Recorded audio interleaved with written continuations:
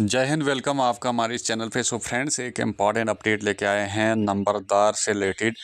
काफ़ी टाइम से नंबरदार और चौकीदार की सैलरी का इश्यूज जो चल रहे थे, उसके बाद एक इम्पॉर्टेंट अपडेट आई है लद्दाख हाई कोर्ट की तरफ से, जिसमें ये बताया है कि जिस तरह से पहले एक ऐसा दौर था जब नंबरदार चौकीदार का जो हेरिडेटरी सिस्टम था, जब दादा के बाद बेटा, बेटा के बाद उसका बेटा, जो हेरिडेटरी सिस्टम था, इस तरह से नंबरदार चौकीदार बनाए जाते थे। लेकिन उसके बाद इलेक्शन प्रोसेस शुरू हुआ और अब इलेक्शंस होते हैं, लेकिन अब भी जो टर्म है लगभग 60 ईयर तक रखा गया है। जो भी नंबरदार एक बार बन जाता है तो 60 ईयर उसकी उसके बाद रिटायरमेंट होती है।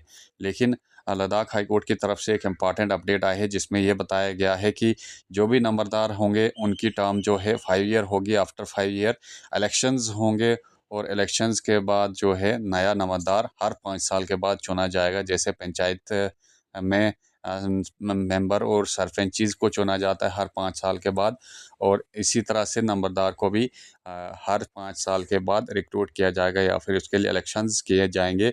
और जो नंबरदार होता है, नंबरदार और चौकीदार, ये सारा रेवेन्यू रिकॉर्ड का मेंटेनेंस करने में इम्पॉर्टेंट रोल इनका होता है।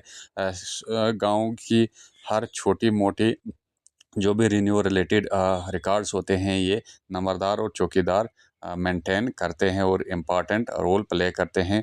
और ऐसा भी माना जाता है कि कभी कभी ये जब इनकी टर्म जो होती है 60 ईयर तक होती है, तो ऐसे कभी फैसले हो जाते हैं इनकी तरफ से जो कि बिल्कुल इनजस्टिस होता है उसमें। तो इन्हीं चीज़ों को मेंटेन करने के लिए लद्दाख हाई कोर्ट की तरफ से एक इम्पॉर्टेंट अपडेट जिसमें बताया गया है कि जो मिनिमम टर्म होगी इनकी, वो 5 ईयर तक रहेगी अब। यानी minimum and maximum 5 year term रहेगी। हर 5 साल के बाद इलेक्शंस किए जाएंगे, जिसको तहसीलदार मेंटेन करेगा इनका इलेक्शन प्रोसीजर जो भी रहेगा। तो ये 5 साल के बाद नया नंबरदार चुना जाएगा, जो कि पहले ऐसा नहीं होता था। लगभग 60 ईयर्स तक इनका टर्म होता था। जैसे 60 ईयर होते थे तो रिटायरमेंट के बाद नया नंबरदार चुना जाता था, और वो भी हेरिडेटरी सिस्टम होता था उस वक़्त।